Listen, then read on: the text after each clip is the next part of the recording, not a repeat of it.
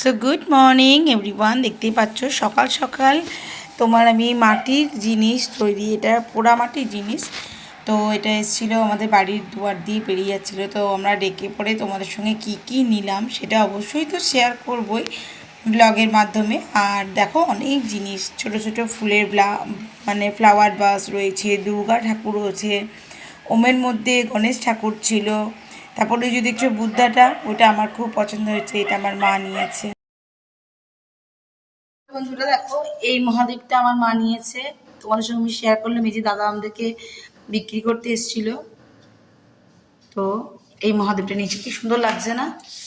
খুব সুন্দর লাগছে, মনে হচ্ছে একদম সাক্ষাৎ মহাদেব যেন আমাদের ঘর এসেছেন। আর আমি কি নিয়েছি চলো দেখাই।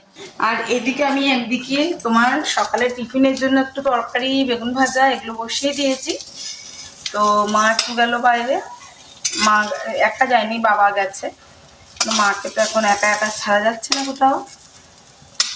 তোমাদের সঙ্গে সবটাই শেয়ার করেছি আমার ব্লগের মাধ্যমে। তো এই যে দেখো, লাইটটা জ্বালিয়ে তো ওই জন্য এরকম অন্ধকার অন্ধকার লাগছে। এই যে বেগুন ভাজছি, আর বেগুন নয় শুধু, এ দেখো এদিকে আমি ভাতও বসিয়ে দিয়েছি।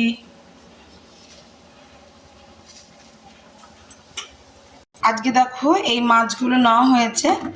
এই মাছটা কিছু করতে হয় না, দেখো এটা বড় পুঁটি, এরকম ছোট ছোট মাছগুলো, এগুলো চোখের জন্য প্রচণ্ড উপকারী।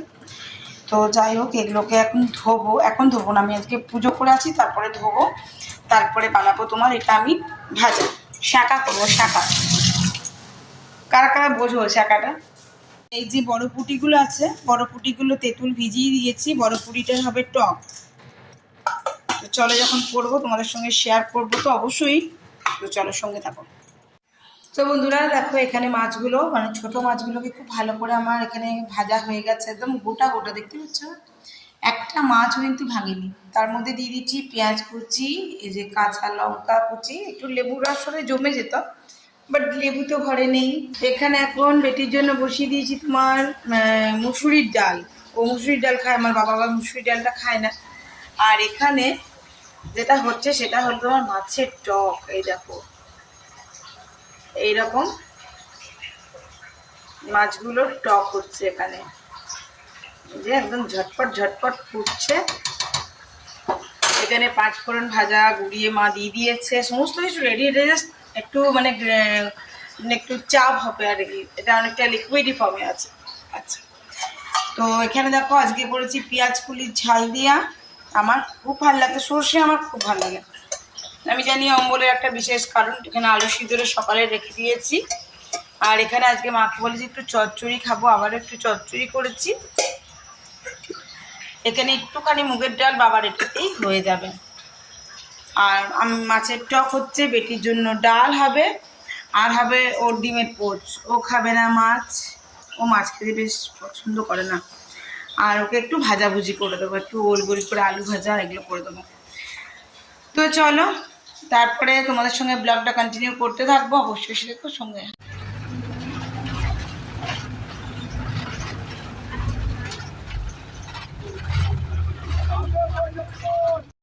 গুড ইভিনিং, শুভ সন্ধ্যা। এখন ঘড়িতে 6টা 40, আর আমরা চলে এসেছি 6টার মধ্যেই, দেখেই বুঝতে পারছো আমি।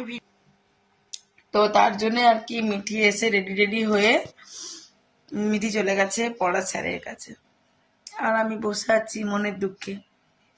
মনটা খুব খারাপ লাগছিল, মাও কাঁদছিল, মায়েরও খুব মনটা আর কি দুঃখ লাগছিল। আর আমার বাবাকে আপনি কোনোদিন মানে শুনবেন না যে বেরিটা চলে যাচ্ছে, মনটা খারাপ লাগছে।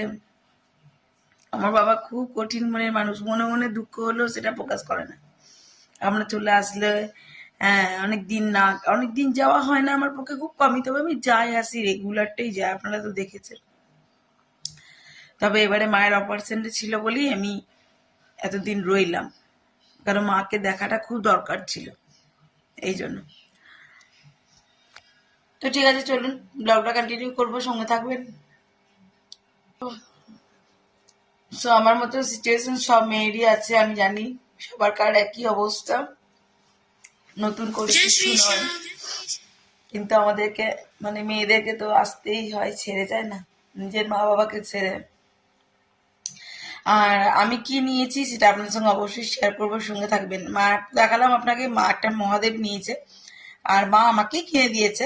মা আমাকেও কিনে দিয়েছে, একটা রাধা মাধব কিনে দিয়েছে, রাধা কৃষ্ণ, আর একটা আপনার গৌতম বুদ্ধা।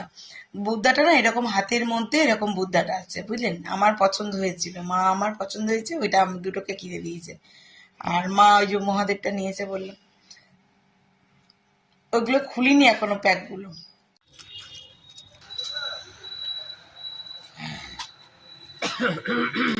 কাল থেকে ভিডিওটা কন্টিনিউ চলছে, তো তোমার সঙ্গে আজকে দুপুরে লাঞ্চটা একটু শেয়ার করেছি মূলো শাক ভাজা, এখানে হচ্ছে ফুলকপি মটরশুঁটি দিয়ে রোস্ট, এখানে হচ্ছে বেগুন ভাজা, সঙ্গে হচ্ছে করলা আলু ভাজা। মার মিঠি বাবা দুজনে খেয়ে চলে গেছে। এই যে আলু পোস্ত, আর হয়েছে গিয়ে তোমার এই ডাল, সবজি দিয়ে মুগের ডাল।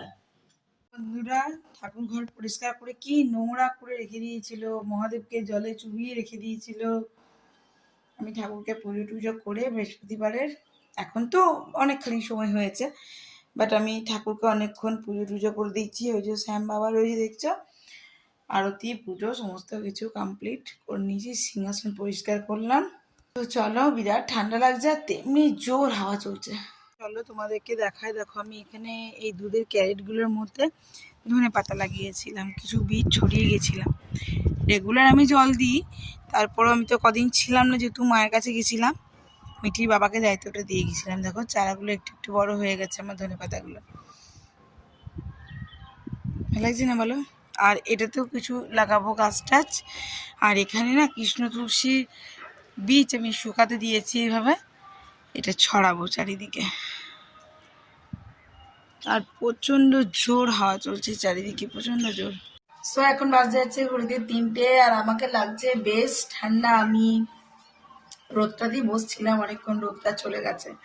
তো এখন বসে বসে করবো একটু রাধা নামের জব, এই যে কাউন্টার মেশিন আমার হাতে।